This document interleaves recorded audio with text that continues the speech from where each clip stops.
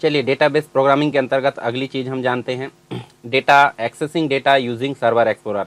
Server explorer क्या होती है? जैसे सर्वर की बात करें तो जो क्लाइंट की रिक्वेस्ट को पूरा करती है। मान लो हम bb.net में काम कर रहे हैं, bb.net में काम करते समय हम जो कोई एप्लीकेशन बना रहा है तो एप्लीकेशन बना रहे हैं तो इसमें डेटाबेस की फैसिलिटी नहीं होती, तो कहाँ से ली जाती है?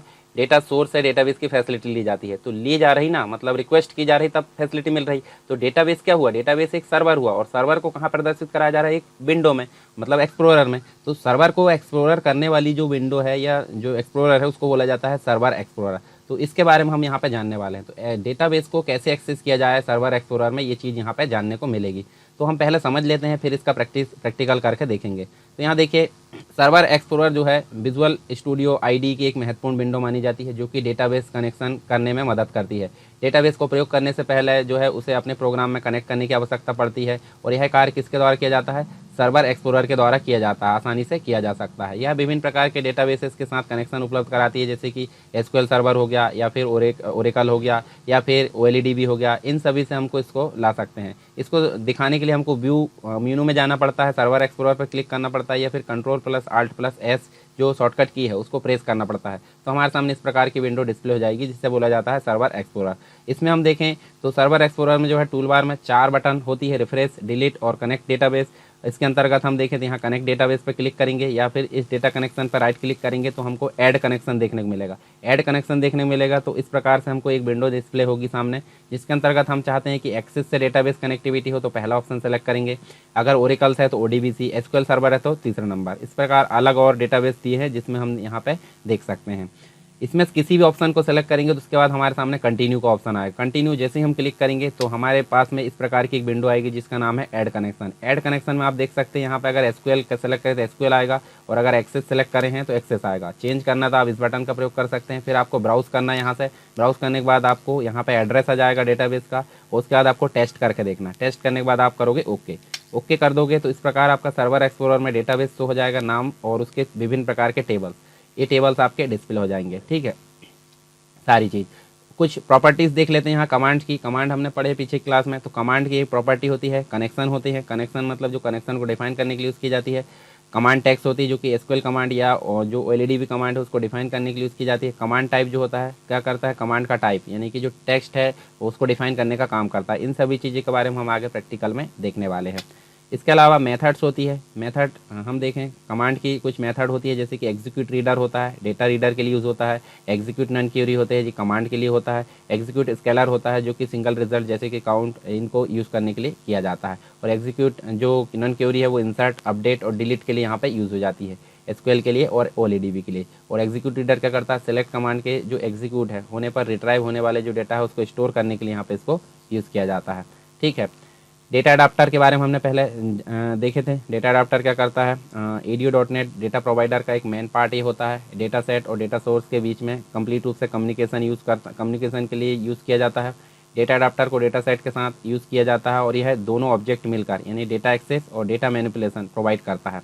डेटा अडाप्टर विभिन्न एसक्यूएल स्टेटमेंट या ओएलईडीबी स्टेटमेंट जैसे कि सेलेक्ट है, इंसर्ट है, अपडेट है, डिलीट है, इन ऑपरेशन को जो है डेटा सोर्स में जाकर परफॉर्म करता है। यानी कि इसमें इंसर्ट, अपडेट और डिलीट परफॉर्म करने पर डाटा सेट से जाकर डेटा सोर्स में चेंजेस को ये स्टोर करता है। जबकि सेलेक्ट ऑपरेशन का यूज़ जो है डेटा सेट को फिल करने के लिए किया जाता है, यानी कि डेटाबेस से डेटा को वापस ला के यहाँ फिल करने के लिए डेटा अडाप्टर डेटा सेट के लिए ऑपरेशन परफॉर्म करता है। तो ये डेटा अडाप्टर के बारे में कुछ बेसिक चीज़ें थी। एक और जान लेते हैं माइक्रोसॉफ्ट एसक्यूएल सर्वर जो एसक्यूएल डीबी के नाम से जाना जाता है। तो ये जो है माइक्रोसॉफ्ट के द्वारा डेवलप किया गया, नाम से स्पष्ट है, और एक डेटाबेस सर्वर सॉफ्टवेयर है। सर्वर मतलब जो क्लाइंट की रिक्वेस्ट को पूरा करता है, जो RDBMS यानी रिलेशनल डेटाबेस मैनेजमेंट को सपोर्ट करता है। यह एसक्यूएल लैंग्वेज का यूज़ करके डेटा एक्सेस यहाँ पे प्रोवाइड करता है। ठीक है, और माइक्रोसॉफ्ट की सभी प्रोग्रामिंग लैंग्वेज को ये सपोर्ट करता है। इसे सपोर्ट मतलब माइक्रोसॉफ्ट की सभी प्रोग्रामिंग लैंग्वेज इसे सपोर्ट कर डेटाबेस के लिए यूज़ कर सकती है। ADO.NET का एक महत्वपूर्ण हिस्सा है और ADO.NET डेटा प्रोवाइडर इसके लिए अलग से सभी डेटा एक्सेसिंग फैसिलिटी प्रोवाइड करता है। इसे यूज़ करने के लिए सबसे पहले एसक्यूएल क्लाइंट, नेम स्पेस और इसको इंपोर्ट करने की ज़रूरत होती है। ठीक है, जैसे इंपोर्ट system.data.sql क्लाइंट या फिर ओएलईडीबी के लिए ओएलईडीबी यहाँ पे यूज़ करना होता है। इसके अलावा यहाँ हम देखें तो हम जो है डेटा ग्रिड व्यू में डेटा शो कराना अभी देख लेंगे, उसके बाद हम डेटाबेस प्रोग्रामिंग देखेंगे। तो डेटा ग्रिड व्यू में डेटा कैसे शो कराते हैं, दोनों चीज़ हम यहाँ पे देखने वाले हैं। तो चलिए इसके लिए हम ओपन कर लेते हैं विजुअल स्टूडियो। तो स्टार्ट में जाएंगे, यहाँ पे विजुअल स्टूडियो पे, यहाँ पे हम जो है लिखेंगे और लिखने के बाद हम इसको जो है एंटर करेंगे। एंटर जैसे करेंगे तो हमारे सामने देखिए इस प्रकार से स्टार्ट पेज आ गया। हम फाइल मेनू में जाएंगे, न्यू प्रोजेक्ट में जाएंगे, न्यू प्रोजेक्ट में जाकर विजुअल बेसिक को सेलेक्ट करेंगे, विंडोज़ को सेलेक्ट करेंगे और विंडोज़ फॉर्म एप्लीकेशन को सेलेक्ट करके ओके बटन पर क्लिक करेंगे। आप यदि नाम देना चाहते हैं प्रोजेक्ट का तो यहाँ टेक्स्ट बॉक्स में नाम दे सकते हैं। ओके बटन पर क्लिक करेंगे। ओके पे जैसे क्लिक करोगे तो आपके सामने एक नया प्रोजेक्ट बनकर आ गया है। अब देखिए यहाँ मैंने बात किया था सर्वर एक्सप्लोरर की, तो पहले तो सर्वर एक्सप्लोरर में हम जो है डाटा को कैसे शो कराते हैं वो देख लेते हैं। तो पहली कंडीशन तो होती है कि डाटाबेस आपके पास में बना होना चाहिए। अगर डाटाबेस बना नहीं है तो आप बनाना सीख लीजिए। मतलब एक्सेस आप देख लोगे तो उसमें आपको टेबल से रिलेटेड सारी चीज़ें बताई गई है। मैं उसका लिंक आपको जो है आई बटन में और डिस्क्रिप्शन बॉक्स सभी में दे दूंगा डाटाबेस से संबंधित, ठीक है। तो उसको भी आप कंप्लीट सीख सकते हैं क्योंकि इसके लिए ज़रूरी है डाटाबेस सीखना। या तो आप माइक्रोसॉफ्ट जो एसक्यूएल सर्वर उसको सीख लीजिए या फिर एक्सेस को सीख लीजिए। तो दोनों चीज़ें वहाँ पे आपको देखने मिलेगी, मतलब इसके अंतर्गत। तो एक्सेस आप पढ़ सकते हैं। चलिए मैं एक्सेस में टेबल बनाना तो अभी बताऊंगा नहीं, सिर्फ डेटाबेस बना है उसको हम सर्वर एक्सप्लोरर में लाना देखेंगे। तो कैसे लाएंगे? सबसे पहले तो आपके पास में सर्वर एक्सप्लोरर होना चाहिए। व्यू में जाएंगे, व्यू में जाके आप यहाँ पे सर्वर एक्सप्लोरर देखिए, control plus alt plus S पे क्लिक करो या फिर सर्वर एक्सप्लोरर पर क्लिक कर दो, ठीक है। तो ये आ गई। यहाँ पे देखिए आपको जो है रिफ्रेश की बटन दी है, डिलीट की बटन दी है, स्टॉप की बटन दी है, उसके बाद देखिए कनेक्ट डेटाबेस की बटन दी है, उसके बाद आप देखिए कनेक्ट टू सर्वर की, नेक्स्ट है ऐड शेयर पॉइंट की बटन दी है, उसके बाद आप देख सकते हैं एसक्यूएल सर्वर ऑब्जेक्ट एक्सप्लोरर दिख रहा है। तो यहाँ से हम किसी भी बटन पे देखिए क्लिक कर सकते हैं, परंतु हमको करना क्या है, connect to database. Connect to database अगर क्लिक करेंगे तो हमको एक विंडो डिस्प्ले होगी, या फिर इस डेटा कनेक्शन में जाकर हम राइट क्लिक करेंगे और रिफ्रेश, इस प्रकार की बटन फिर आ गई है। तो हमको जाना कहाँ पे है, ऐड कनेक्शन में। ऐड कनेक्शन में आप क्लिक करोगे तो आपके पास में देखिए इस प्रकार की जो है एक विंडो आ जाएगी जिसमें आपको जो है डेटाबेस से संबंधित कनेक्टिविटी उपलब्ध होगी।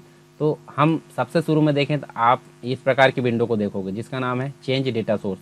चेंज डेटा सोर्स में आप देखिए विभिन्न प्रकार के सोर्सेज दिख रहा है। एक्सेस का डेटाबेस फाइल दिख रही है, ओडीबीसी की दिख रही है, एसक्यूएल सर्वर की, एसक्यूएल सर्वर कॉम्पैक्ट की, एसक्यूएल सर्वर डेटाबेस फाइल या ओरेकल की। तो इसमें से हम चाहते हैं एक्सेस, तो पहला ऑप्शन हम सेलेक्ट करेंगे और क्या करेंगे, ओके।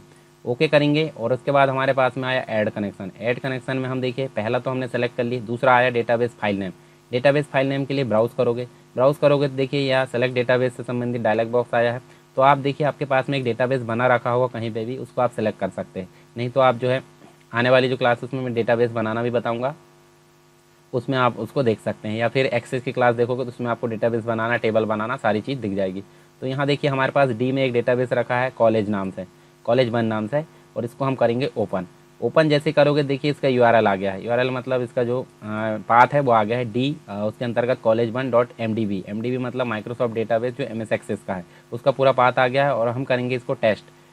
ध्यान रहे जब ये डेटाबेस आप यहाँ कनेक्ट कर रहे हैं तो ये ओपन नहीं रहना चाहिए एमएस एक्सेस में, ठीक है। ये आपको ध्यान रखना है। आप करोगे टेस्ट और टेस्ट करने के बाद ओके करोगे, ओके करने के बाद यहाँ पे इसको ओके करोगे। ओके जैसे करोगे तो यहाँ आप देखिए आपके पास में college1.mdb नाम से एक डेटाबेस आ गया है। इसको देखिए ये जो है एक्सपेंड वाली बटन पे क्लिक करोगे यहाँ पे तो आपको देखिए यहाँ पे टेबल दिख रहा है, व्यू दिख रहा है, स्टोर्ड प्रोसीजर दिख रहा है, फंक्शन दिख रहा है। तो हमको क्या देखना है, टेबल्स। टेबल पे क्लिक करेंगे, टेबल दिख गया, और टेबल पे भी फिर से क्लिक करोगे देखिए आपके सामने जो है कितनी चीज़ें दिख रही है, ID, S name, student name, address और कोर्स। जो फील्ड हमने इसके अंतर्गत डिज़ाइन किए थे वो दिख सकती है।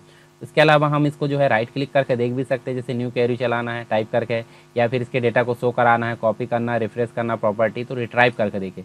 रिट्राइव जैसे करोगे तो हमारे सामने जो स्टोर्ड है, यानी कि जो भी रिकॉर्ड यहाँ पे स्टोर्ड है इस टेबल के अंतर्गत डेटाबेस में, वो यहाँ पे हमको दिख जाएगी। इसको हम क्लोज भी कर सकते हैं।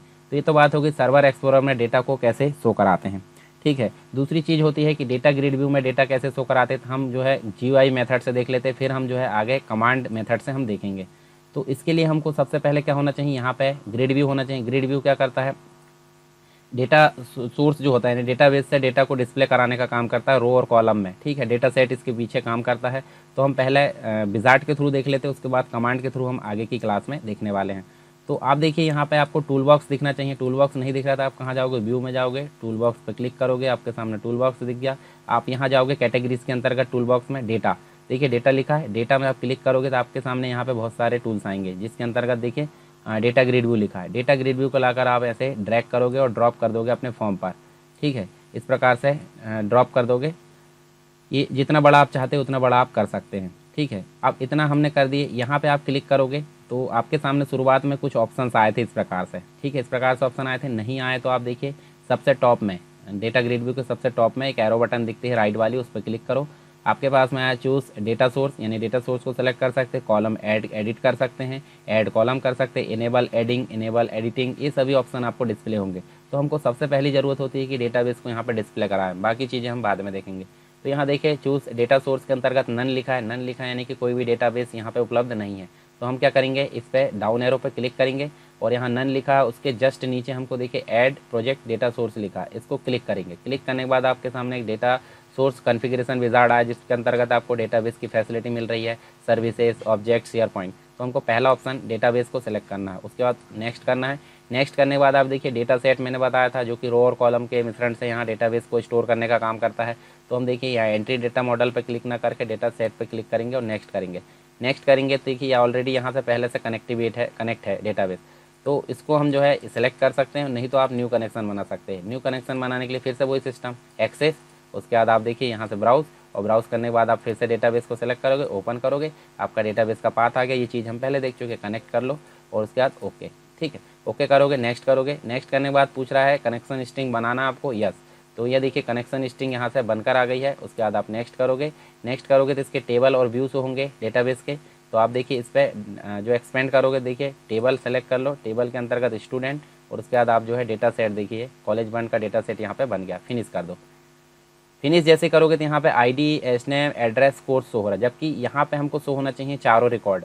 चारों रिकॉर्ड क्यों शो नहीं हो रहा है? चारों रिकॉर्ड इसलिए शो नहीं हो रहा है क्योंकि हम इसको रन नहीं करे हैं। रन करेंगे तो ऑटोमेटिक शो हो जाएंगे। रन कैसे करते हैं, डीबग में जाएंगे और उसके बाद हम जाएंगे कहाँ पे, स्टार्ट डीबगिंग में जाएंगे, और यहाँ देखिए आपके पास में चारों रिकॉर्ड आ गया है। चार रिकॉर्ड क्यों आ गए, चार मतलब जो है चार रिकॉर्ड नहीं, चार फील्ड आ गई है और दो रिकॉर्ड हमारे यहाँ पे थे।